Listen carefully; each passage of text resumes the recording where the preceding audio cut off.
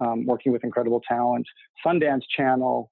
And look, you're surrounded by creative people. Yeah. I think music is very specific in that respect, probably less so in television, in terms of what's fueling creativity, as it were. Exactly.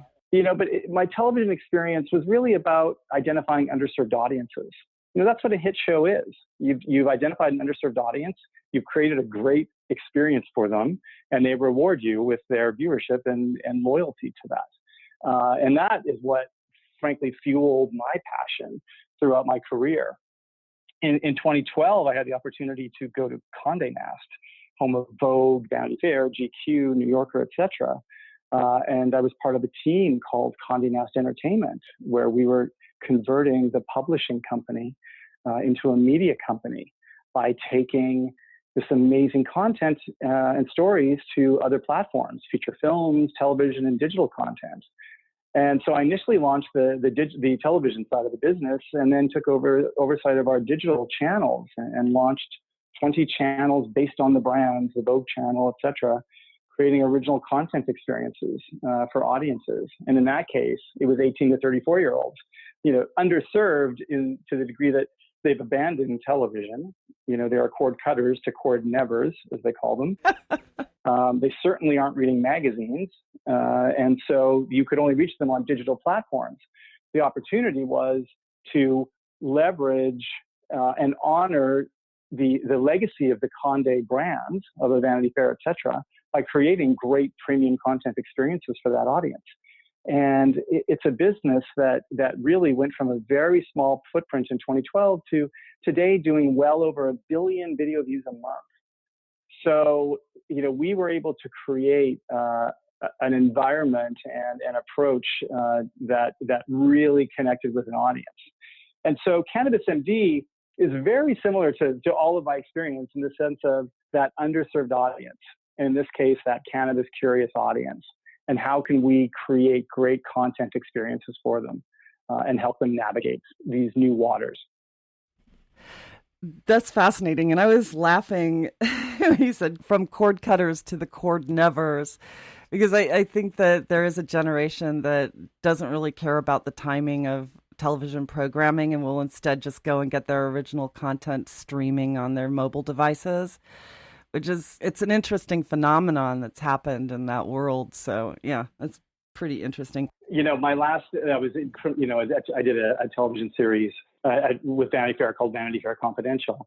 And, we were at the Television Critics Association, TCA, which gathers twice a year. Every critic in the country comes together in LA, and all the networks show off their wares.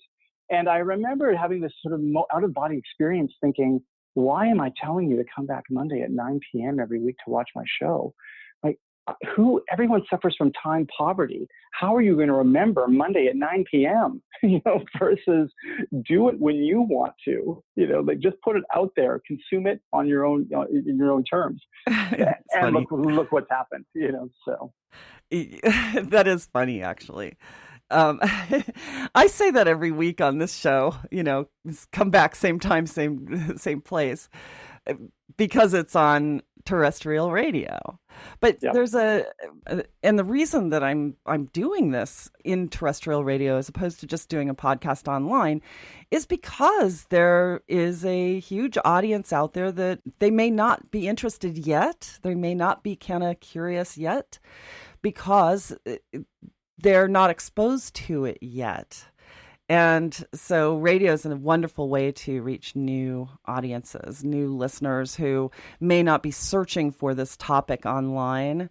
And, I feel that there's a big need to sort of normalize cannabis in advance of removing it from Schedule 1 of the Controlled Substances Act.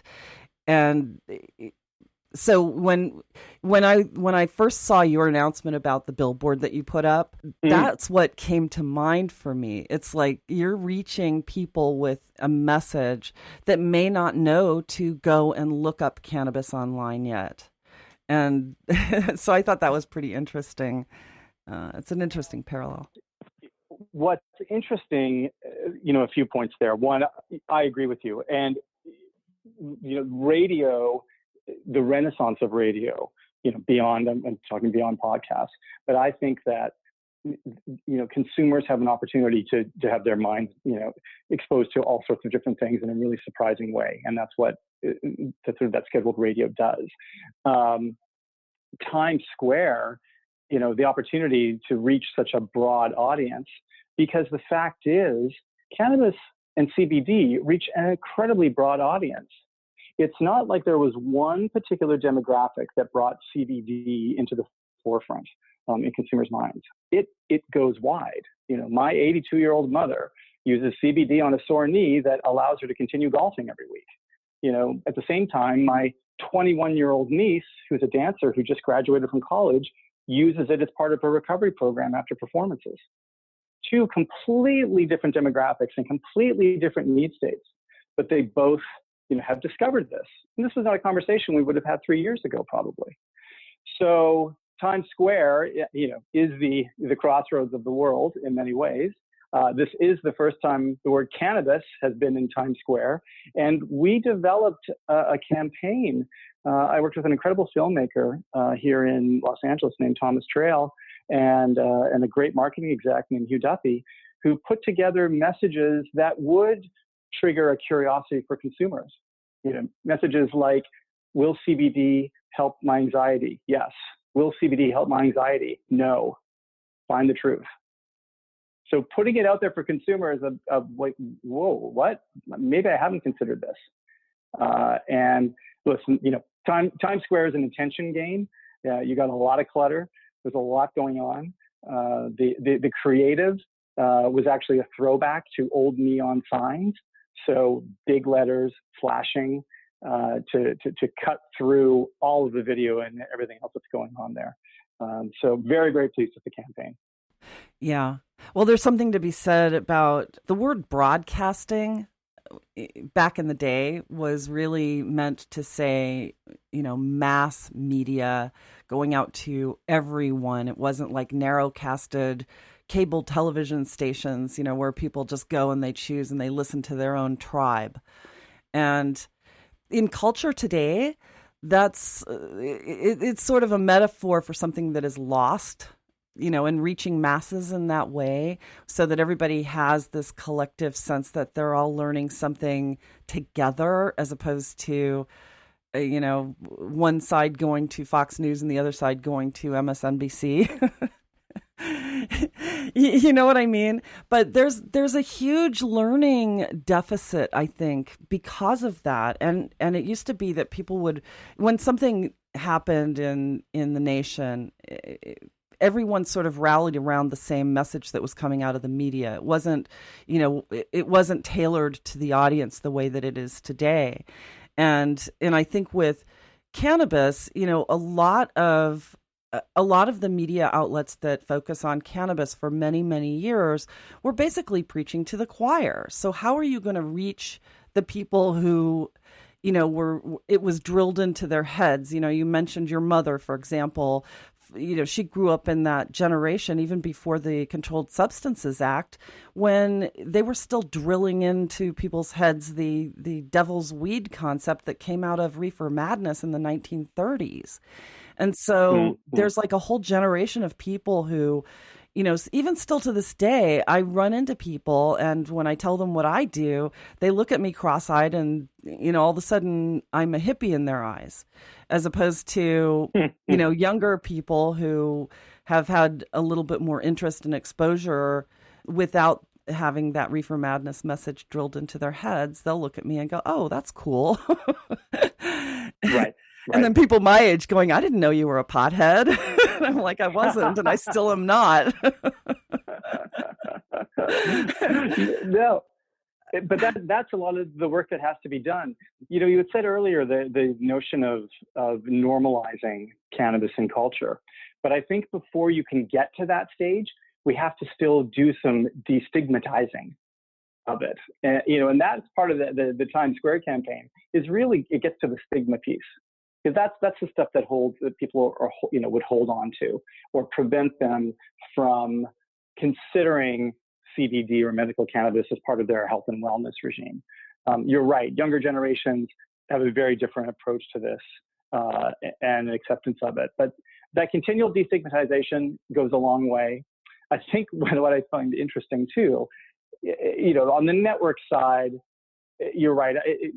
Suddenly this, rather than, everyone rallies around a message, they're rallying around a message to the audience they're talking to, which from a linear television side is also a strategy that's necessary today.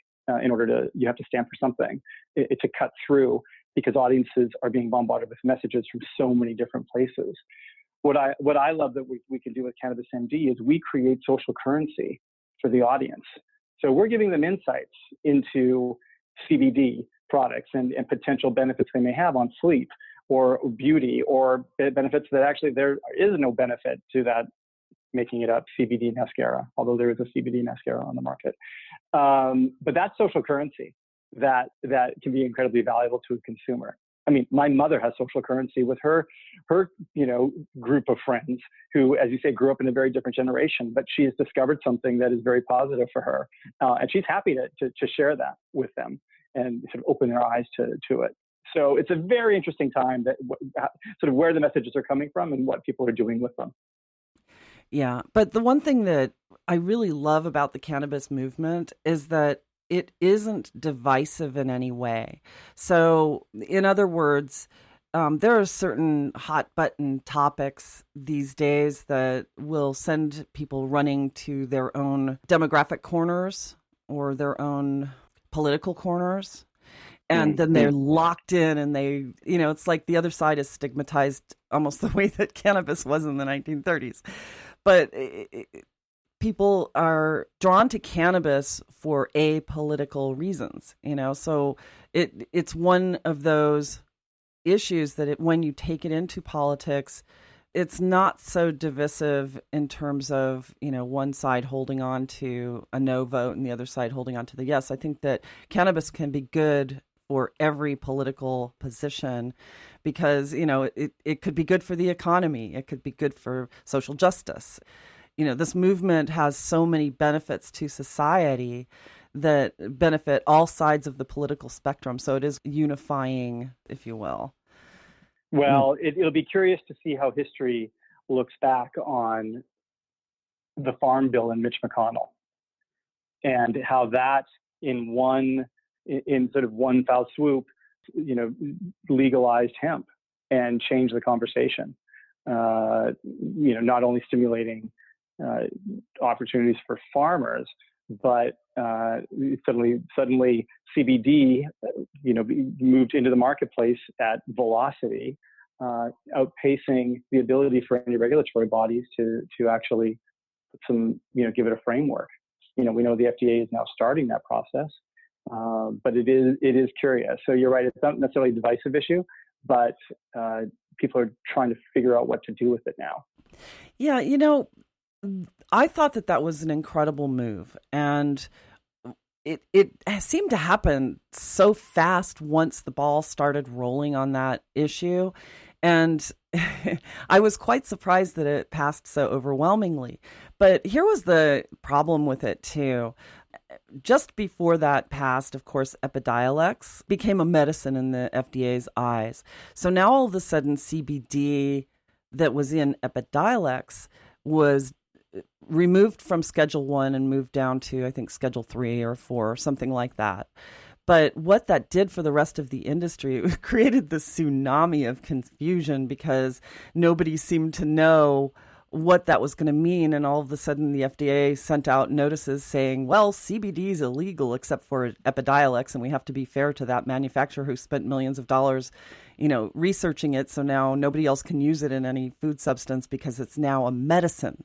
So it opened up the doors, and it seems that nobody seemed to pay any attention to the FDA notices. But at the same time, the FDA is saying, well, and now they are starting to create that framework. But I think it's going to take some time before the confusion ends in that regard. And the only thing that will change that is if they remove cannabis, including CBD, which has its own numerical code in Schedule 1 still, except for Epidiolex CBD.